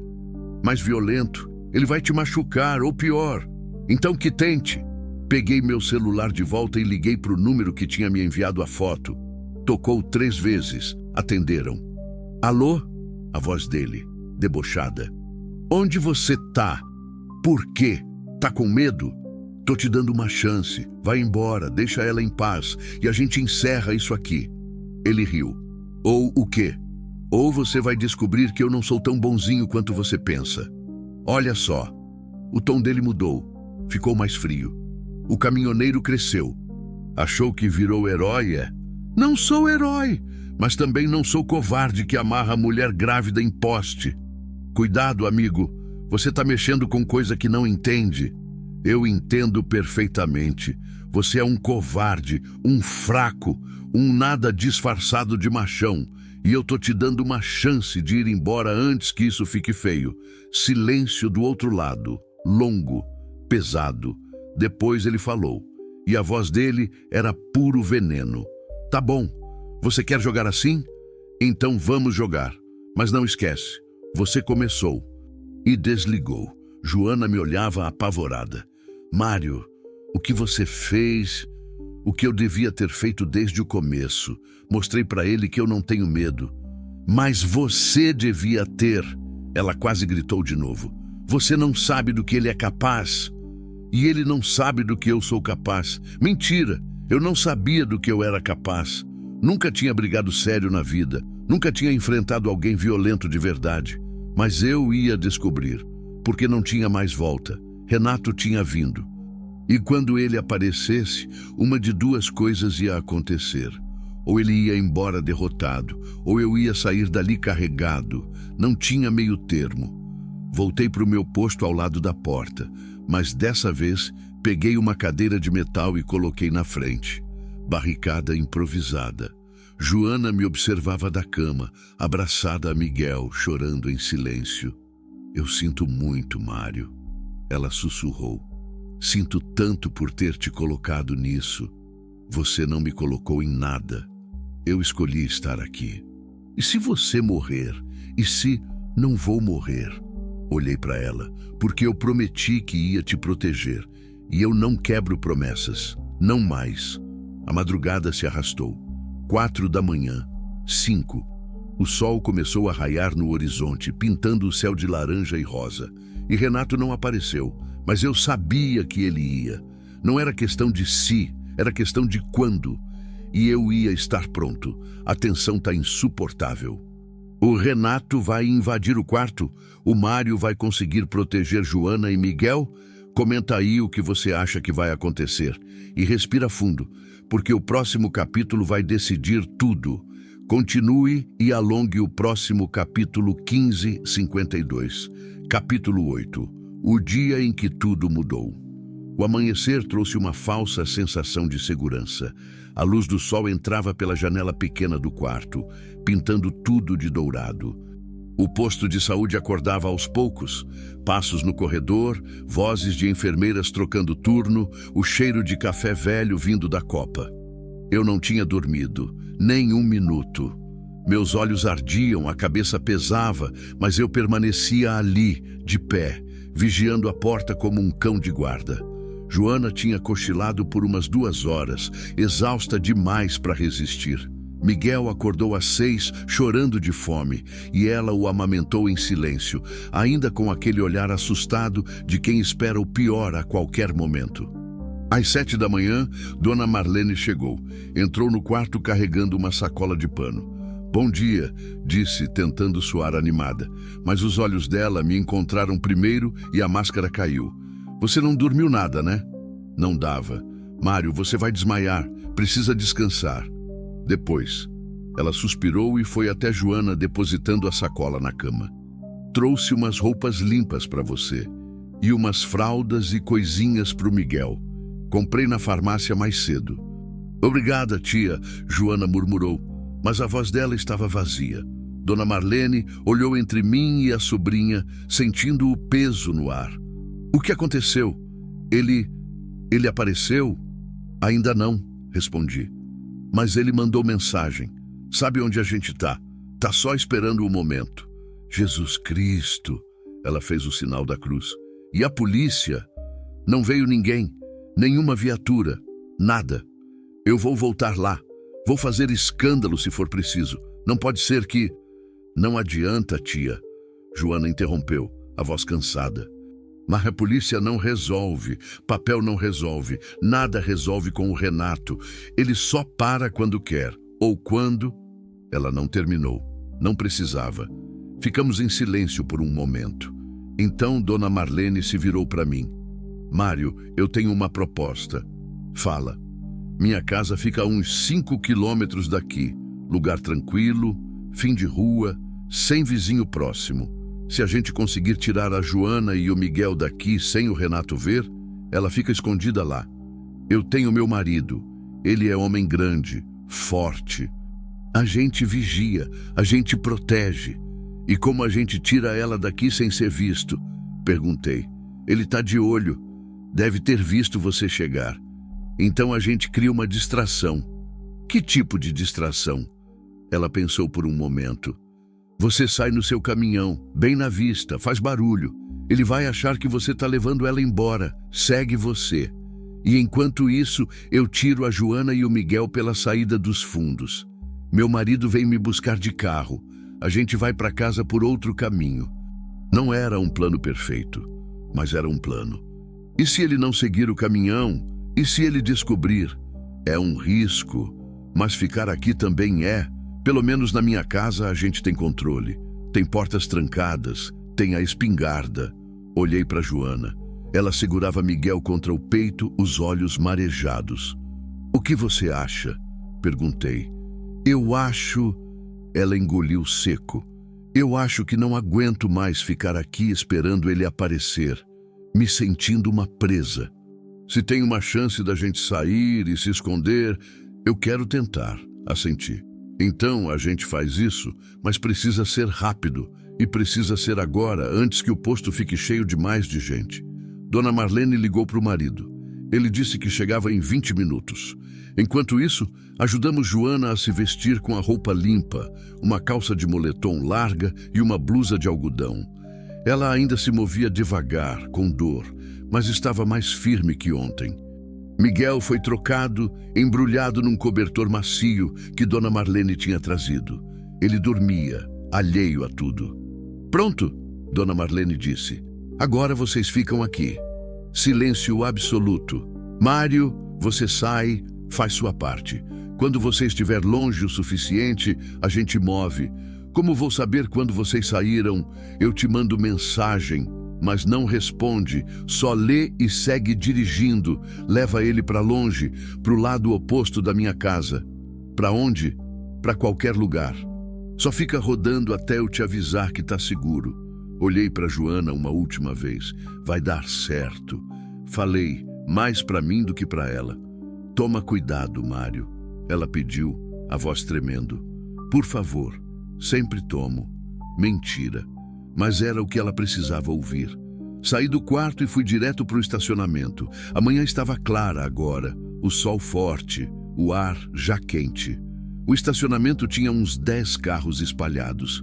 Meu caminhão estava onde eu tinha deixado, empoeirado, imponente. Olhei ao redor. Procurei sinais de Renato, um carro parado, suspeito, alguém observando, qualquer coisa, nada, mas ele estava ali, em algum lugar, eu sentia. Subi na cabine do Scania, liguei o motor. O ronco grave ecoou pelo estacionamento. Esperei alguns segundos, deixando o motor esquentar. Aumentei a rotação de propósito, fazendo barulho. Vem, desgraçado, tá vendo? Tô saindo, vem atrás de mim. Engrenei a primeira e saí devagar do estacionamento. Virei à esquerda na rua principal, em direção à BR-153. Olhava pelo retrovisor a cada 2 segundos. Nada ainda. Cheguei no asfalto, engrenei a segunda, a terceira. O caminhão ganhou velocidade. Eu continuava olhando pelo retrovisor e então eu vi um Chevrolet Montana preta saindo de uma rua lateral, acelerando, vindo atrás de mim. Meu coração disparou. Era ele, tinha que ser. Acelerou mais, acelerei também. O caminhão era pesado, mas tinha potência. A Montana vinha rápido, diminuindo a distância. Meu celular vibrou. Mensagem de Dona Marlene. Saímos, vamos para casa. Continua dirigindo. Respirei aliviado. Pelo menos elas estavam seguras. Agora eu só precisava manter o Renato longe por tempo suficiente. A Montana se aproximou mais. Ficou na minha cola. Buzinou. 2 vezes. 3. Ignorei. Ela tentou ultrapassar. Eu fechei. Ela buzinou de novo, mais insistente. Depois, o celular tocou. Número desconhecido. Atendi, colocando no viva voz. Alô, seu filho da puta! A voz dele explodiu pelo telefone. Para esse caminhão agora. Vai tomar no cu, Renato. Eu tô falando sério. Para. E eu também tô falando sério. Você não vai chegar perto dela. Você acha que eu sou idiota? Acha que não sei que você tá fazendo distração? Meu sangue gelou. Ele sabia. Não sei do que você tá falando. Mentira!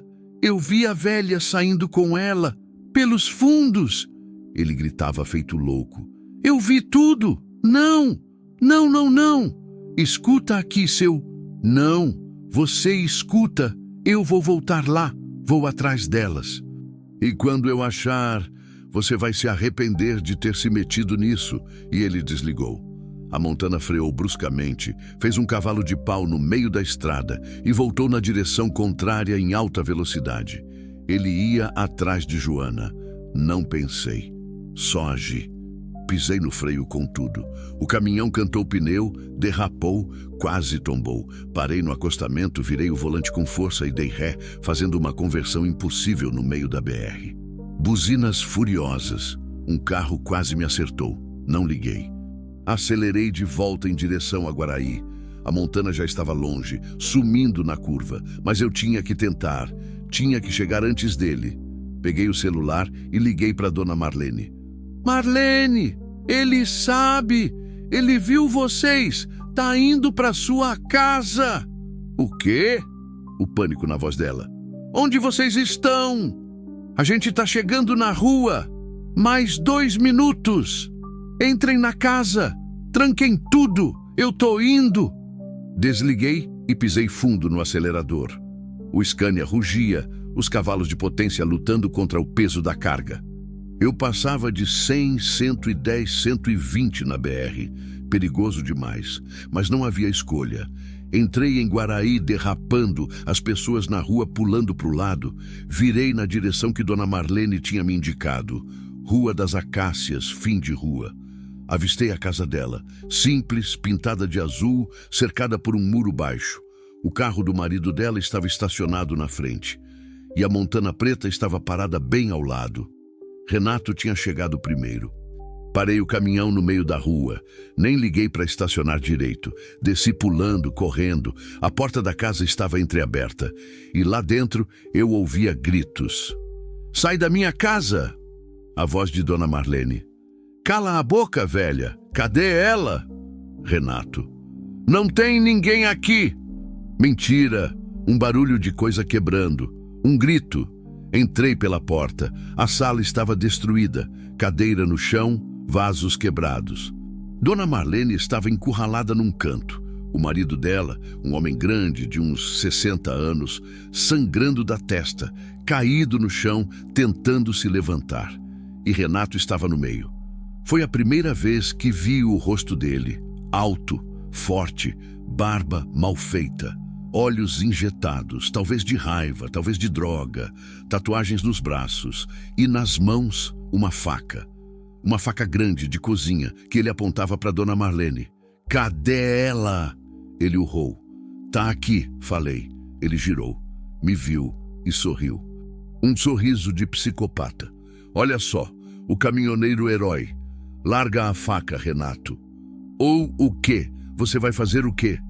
Eu vou te tirar dessa casa na porrada se for preciso. Ele riu. Uma risada alta, debochada. Você? Ele me avaliou de cima a baixo. Você não tem coragem, velho. Você é fraco. Vejo isso nos seus olhos. Testa. Tá bom. E ele avançou. Rápido. Muito mais rápido do que eu esperava. A faca veio em direção ao meu peito. Eu me joguei para o lado, senti a lâmina rasgar minha camisa, queimar minha pele, caí no chão. Ele veio em cima, eu rolei, escapei por pouco, levantei cambaleante. Mário! Dona Marlene gritou. Renato avançou de novo. Dessa vez eu não desviei. Agarrei o pulso dele, tentando segurar a faca. Ele era forte, muito forte. Me empurrou contra a parede, o braço tremendo, a lâmina a centímetros do meu rosto. Você devia ter ficado longe. Ele cuspiu no meu rosto. Eu não sou covarde, igual você. Rosnei de volta. Usei tudo que tinha e dei uma joelhada na virilha dele. Renato gemeu. A força dele fraquejou por um segundo. Foi o suficiente. Torci o pulso dele com tudo. A faca caiu no chão. Dei um soco no rosto dele. Uma vez, duas, três. Ele cambaleou, mas não caiu. Me acertou de volta, um gancho que explodiu no meu queixo. Vi estrelas. Caí de joelhos. Renato foi pegar a faca de novo. Mas antes que ele alcançasse, um estrondo. Um tiro. Renato parou. Olhou para o peito. Uma mancha vermelha se espalhando. Ele caiu de joelhos, depois para o lado. Olhei para trás. Dona Marlene estava parada, segurando a espingarda, tremendo da cabeça aos pés, lágrimas descendo pelo rosto. Eu não queria, mas ele ia. O marido dela se levantou, cambaleou até ela e pegou a arma das mãos trêmulas. Fui até Renato.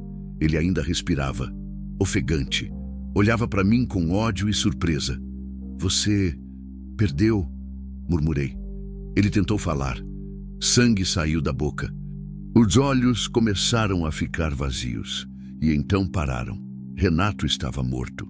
Ficamos todos parados em choque, processando o que tinha acabado de acontecer. Dona Marlene desabou no chão, soluçando. O marido dela a abraçou. Eu fiquei ali, de pé, olhando para o corpo, sentindo a dor no rosto, no peito onde a faca tinha me cortado. Então ouvi um choro. De bebê. Miguel. Virei. Joana estava no corredor, segurando o filho, o rosto branco de terror. Ela tinha visto tudo. Ele morreu? Perguntou a voz minúscula. Sim, para sempre. Para sempre. Ela desabou também, não em desespero, em alívio, em liberação. Eu fui até ela, a abracei com cuidado, segurei Miguel entre nós. Acabou, sussurrei. Acabou, Joana. E pela primeira vez desde que a encontrei, eu vi paz nos olhos dela. Paz de verdade. A polícia chegou meia hora depois. Ambulância também. Levaram o corpo de Renato. Tiraram o depoimento de todo mundo. Dona Marlene foi levada para a delegacia, mas depois liberada. Legítima defesa, disseram. Defesa de terceiro. Eu fui tratado no posto. 6 pontos no peito onde a faca cortou. Hematomas no rosto. Nada grave. Joana e Miguel ficaram na casa de Dona Marlene. Seguros, finalmente seguros. E eu fiquei ali, sentado na varanda da casa, vendo o sol se pôr, pensando em tudo que tinha acontecido nas últimas 48 horas. Pensei na Célia, pensei em como ela ficaria orgulhosa. e pensei que pela primeira vez em 3 anos eu tinha chegado a tempo. Tinha salvado alguém. E ao salvar Joana e Miguel, eu tinha salvado a mim mesmo também. Foi intenso, foi violento, mas acabou. Ou será? Ainda falta um capítulo, o capítulo final, o recomeço. Comenta aí o que você está sentindo agora e prepara o coração, porque o final vai te emocionar. Continue e alongue o próximo capítulo 1557. Epílogo, a estrada que recomeça 6 meses depois. A BR-153 continuava a mesma. O asfalto rachado pelo sol, as curvas traiçoeiras, a poeira vermelha grudando em tudo, mas quando olhava para ela agora, eu não via mais só uma estrada. Via uma linha que dividia minha vida em antes e depois. Antes de Joana, depois de Joana. O Scania ronronava firme debaixo de mim. Carga de eletrônicos dessa vez, São Paulo para Palmas. Rota conhecida, segura. Eu tinha voltado a trabalhar 3 semanas depois daquele dia em Guaraí. O patrão me deu uma bronca danada pelo atraso, pela carga que chegou com quase 1 semana de atraso, pelas explicações que ele teve que dar. Mas quando contei a história completa, ele ficou quieto. Depois pôs a mão no meu ombro e disse: "Você fez o certo, Mário, que se dane a carga. Não me despediu. Na verdade, até melhorou minha rota, diminuiu a frequência das viagens mais longas. Disse que homem que salva a vida merece respeito." Mas as coisas tinham mudado dentro de mim de formas que eu não sabia explicar direito. A solidão da cabine não pesava mais tanto. As conversas com a Célia continuavam, mas agora eram diferentes. Não eram mais lamentos, eram conversas de verdade. Como se ela finalmente tivesse me perdoado, ou talvez eu tivesse me perdoado.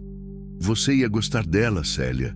Falei pro para-brisa empoeirado enquanto o sol se punha alaranjado no horizonte. "Da Joana. Você ia dizer que ela é forte, corajosa, do tipo que não desiste." O vento que entrava pela janela aberta parecia concordar. Peguei o celular no suporte e olhei para as mensagens. Tinha 3 de Joana do começo da tarde. "Miguel engatinhou hoje pela primeira vez. Você tinha razão, ele é um guerreiro." Havia um vídeo junto. Abri. Miguel, agora com 8 meses, gordo e saudável, engatinhava pelo chão da sala de Dona Marlene, rindo daquela risada gostosa de bebê. Joana narrava empolgada atrás da câmera, a voz cheia de vida. Sorri. Aquele bebê minúsculo e roxo, que nasceu com 2 quilos agora, era uma criança forte, curiosa, cheia de energia. A segunda mensagem. "Tia Marlene fez bolo de fubá. Guardei um pedaço para você. Quando volta por aqui?" E a terceira. "Saudades, Mário, de verdade, você faz falta. Saudades." Essa palavra tinha ganho um peso novo nos últimos meses. Não era mais só saudade da Célia, da vida que eu não tinha mais. Era também saudade de Guaraí, da Casa Azul no fim da Rua das Acácias. Das conversas com Dona Marlene na cozinha enquanto ela cozinhava. De segurar Miguel no colo e sentir aquele cheiro de bebê que de alguma forma curava alguma coisa dentro de mim. E de Joana, principalmente de Joana. Digitei de volta. "Daqui 3 dias tô aí. Guarda o bolo." A resposta veio rápida. "A gente te espera. Miguel tá ficando cada dia mais parecido com você, sabia? Teimoso." Ri sozinho na cabine. 3 dias. Só mais 3 dias de estrada e eu voltaria. Porque Guaraí tinha virado uma espécie de porto seguro. Sempre que minha rota passava perto, eu dava um jeito de esticar uns quilômetros, fazer uma parada lá. Às vezes ficava só algumas horas, às vezes conseguia dormir uma noite. Dona Marlene sempre insistia que eu ficasse no quarto de hóspedes e eu sempre aceitava. E Joana estava reconstruindo a vida tijolo por tijolo. Ela tinha conseguido tirar a segunda via de todos os documentos. Tinha se matriculado num curso técnico de enfermagem na cidade. Aulas à noite, enquanto Dona Marlene cuidava de Miguel. Estava mais forte, mais firme, mais ela mesma. Os hematomas na alma ainda estavam lá, eu via. Tinha noites que ela acordava suando, sonhando com Renato. Tinha dias que um barulho mais alto a fazia pular de susto, mas ela estava lidando, estava sarando, e eu estava sarando junto com ela. Parei num posto para abastecer. Era fim de tarde, o céu incendiado de vermelho e laranja. Desci, estirei as pernas, paguei o combustível. O frentista, um rapaz jovem de boné surrado, me reconheceu. Ô, seu Mário, sumido, hein? Ando na correria, Rafael. Tá rodando muito? Sempre. E aquela moça, a que o senhor salvou lá em Guaraí, como é que ela tá? A história tinha se espalhado. Cidade pequena, notícia viaja rápido. Caminhoneiro salva grávida abandonada, enfrenta ex-marido violento, tiro de espingarda, morte. Tinha virado quase lenda. Versões exageradas corriam boca a boca nos postos da BR-153. Alguns diziam que eu tinha matado o Renato com as próprias mãos. Outros que eu tinha levado 10 facadas. Outros que Joana era minha amante e o filho era meu. Nada disso era verdade, mas eu parei de corrigir, deixava as pessoas acreditarem no que quisessem. Ela tá bem, respondi pro Rafael. Muito bem. E o bebê? Crescendo forte. Que bênção, véi. O senhor é um herói. Não sou herói não, rapaz. Só fiz o que devia. Mas no fundo uma parte de mim aceitava. Não herói, talvez, mas alguém que tinha feito diferença. Alguém que tinha mudado o rumo de uma vida e que, ao fazer isso, tinha mudado o próprio rumo também. Voltei pro caminhão e segui viagem. A noite caiu de vez. As estrelas se acenderam no céu limpo do interior. Liguei o rádio, mas mantive baixo.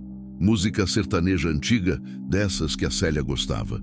Sabe, Célia, comecei de novo. Eu não sei exatamente o que está acontecendo entre eu e a Joana. A gente não falou sobre isso, não demos nome, mas tem algo ali. Algo bom, algo que me faz querer voltar, que me faz sorrir quando penso nela. E no Miguel. Pausei, escolhendo as palavras. Eu sei que você sempre foi o amor da minha vida e sempre vai ser. Mas será que dá para ter 2 amores na vida?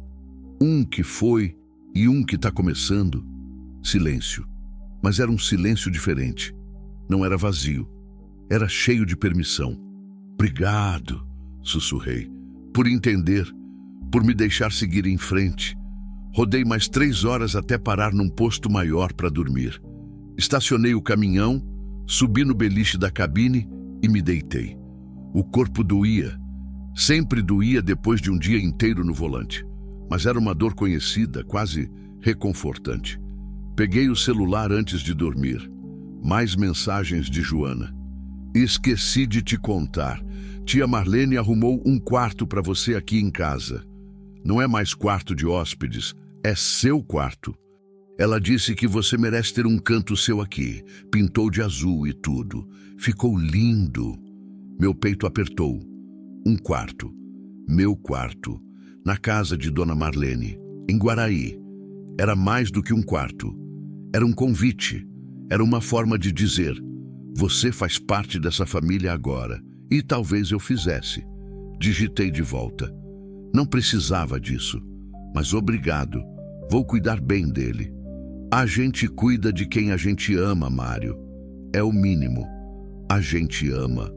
Será que ela tinha usado essa palavra de propósito? Fiquei olhando para a mensagem por um tempo longo. Depois, sem pensar muito, digitei: eu também. Cuido de quem eu amo. Mandei. E esperei. Os 3 pontinhos apareceram. Depois sumiram. Depois voltaram. Finalmente a resposta. Então a gente está combinado. Um coração. Simples assim. Mas significava tudo. Deitei de novo, o celular no peito e fechei os olhos. Pela primeira vez em meses, eu dormi sem sonhar com a morte da Célia. Em vez disso, sonhei com Guaraí, com a Casa Azul, com o cheiro de bolo de fubá, com Miguel rindo no meu colo, com Joana me olhando daquele jeito que ela olhava. Com gratidão, sim, mas também com algo mais. Algo que parecia muito com amor. 3 dias depois, como prometido, estacionei o Scania na frente da Casa Azul, no fim da Rua das Acácias. Era meio-dia. O sol estava alto, impiedoso, mas a sombra da árvore grande no quintal da frente oferecia alívio. Desci do caminhão, ajeitei a camisa, peguei o saco com os presentes que tinha comprado no caminho, um brinquedo musical para Miguel, uma caixa de bombons para Dona Marlene e para Joana, um livro, Recomeços, o título, sobre uma mulher que reconstrói a vida depois de perder tudo. Meio óbvio, talvez, mas verdadeiro. A porta se abriu antes que eu batesse. Joana estava ali. Tinha cortado o cabelo, curto, na altura dos ombros. Estava mais cheia, mais saudável. Usava um vestido simples de algodão amarelo que a fazia parecer luminosa. Mário, o sorriso dela era o sol. Oi, entra, entra. A gente tá te esperando. Ela me puxou para dentro. A casa cheirava a almoço caseiro. Arroz, feijão, frango assado. Dona Marlene apareceu da cozinha, secando as mãos num pano. Olha quem chegou, o homem mais esperado de Guaraí. Exagero, Dona Marlene. Exagero nada. Senta aí, almoço já tá na mesa. Mas antes que eu me sentasse, um choramingo veio do quarto. Miguel, deixa eu buscar ele, Joana disse e foi correndo. Voltou segundos depois com o bebê no colo. Ele tinha crescido absurdamente. Bochechas redondas, olhos espertos, cabelo castanho começando a crescer. Quando me viu, ele esticou os bracinhos. Acho que ele lembrou de você. Joana riu. Peguei Miguel no colo. Ele agarrou meu nariz com força, dando risada, e algo dentro de mim derreteu completamente. Oi, campeão. Cresceu, hein? Ele não respondeu, claro. Só continuou rindo e babando no meu ombro. Almoçamos juntos, conversamos sobre tudo e nada. Dona Marlene contou que o bar estava indo bem. Joana falou sobre o curso de enfermagem, que estava adorando. Miguel jogou comida para todo lado e a gente riu. Era simples, mas era perfeito. Depois do almoço, Dona Marlene se retirou para tirar uma soneca. Miguel também dormiu. E ficamos só eu e Joana, sentados no sofá da sala, um silêncio confortável entre nós. Ah, Mário, ela começou olhando para as próprias mãos. Eu queria te falar uma coisa. Fala. Eu sei que a gente tem uma relação estranha. Não é bem amizade, não é família, não é nada definido. Mas para mim, você é a pessoa mais importante da minha vida, além do Miguel e da tia Marlene, claro. Para mim também, Joana. É? Ela me olhou vulnerável.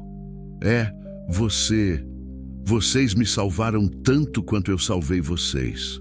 Talvez mais. Não sei se foi mais, mas ela respirou fundo. Eu queria saber se a gente... Ela travou, frustrada consigo mesma. Eu segurei a mão dela. Joana, eu não sei onde isso vai dar. Não sei se sou o homem certo para você. Eu sou viúvo. Tenho uma vida na estrada. Tenho fantasmas. E você está só começando a viver de novo. Mas eu gosto de você, muito. E do Miguel. E de estar aqui. E se você quiser tentar alguma coisa, eu quero tentar também. Os olhos dela encheram de lágrimas. Mas eram lágrimas boas. Eu quero tentar. Então a gente tenta, devagar, no nosso tempo. Devagar, ela concordou, no nosso tempo. E então, sem pensar muito, eu me inclinei e beijei ela. Foi um beijo suave, cuidadoso, cheio de promessas não ditas e futuros incertos. Mas era real. Quando nos separamos, ela estava sorrindo. E eu também. Isso foi... bom, ela disse. Foi. A Célia não vai se importar? A pergunta me pegou de surpresa. Mas eu sabia a resposta. Não, ela não vai. Ela quer que eu seja feliz. E... eu acho que você me faz feliz, Joana. Você me faz feliz também, Mário. Ficamos ali, abraçados no sofá, ouvindo o som da tarde preguiçosa de Guaraí, cigarras cantando, vento nas árvores. Miguel roncando leve no quarto, e pela primeira vez em 3 anos eu me senti em casa. Não era a mesma casa que eu tive com Célia, não era a mesma vida, mas era uma nova casa, uma nova vida, e talvez fosse até melhor, porque dessa vez eu tinha escolhido parar, tinha escolhido ficar, tinha escolhido amar de novo. Anos depois, a BR-153 continua cortando o Brasil. Continua cheia de buracos, curvas, histórias. Mas agora, quando eu passo por ela, não passo sozinho. Às vezes, Joana vai comigo, sentada no banco do passageiro, lendo um livro ou conversando sobre tudo e nada. Às vezes, Miguel vai também, maior agora, com 4 anos, fascinado pelos caminhões, pelos postos, pelas estradas sem fim. Ele me chama de tio Mário ainda, não de pai, mas tá tudo bem. Eu não preciso de títulos, só preciso dele no meu colo, da risada dele enchendo a cabine, dos olhos dele brilhando quando vê um caminhão igual ao nosso. Joana e eu nos casamos há 2 anos. Foi uma cerimônia pequena na igreja de Guaraí, com Dona Marlene chorando feito criança e Miguel correndo de um lado para o outro com o terninho que ele odiava. Eu ainda converso com a Célia às vezes, mas agora é para contar as novidades, para agradecer, para dizer que eu tô bem. E eu tô. Pela primeira vez, desde que ela se foi, eu tô realmente bem, porque eu aprendi que a vida não é sobre nunca cair, é sobre levantar, é sobre parar quando precisa parar, é sobre estender a mão para quem precisa, é sobre dar uma segunda chance para si mesmo e para os outros. Ontem, passando por aquela estrada de terra perto de Guaraí, a mesma onde encontrei Joana há tanto tempo, eu parei o caminhão. Desci, caminhei até o poste onde ela estava amarrada. Ele ainda estava lá, torto, velho, cheio de história. Encostei a mão nele e fechei os olhos. Obrigado, sussurrei.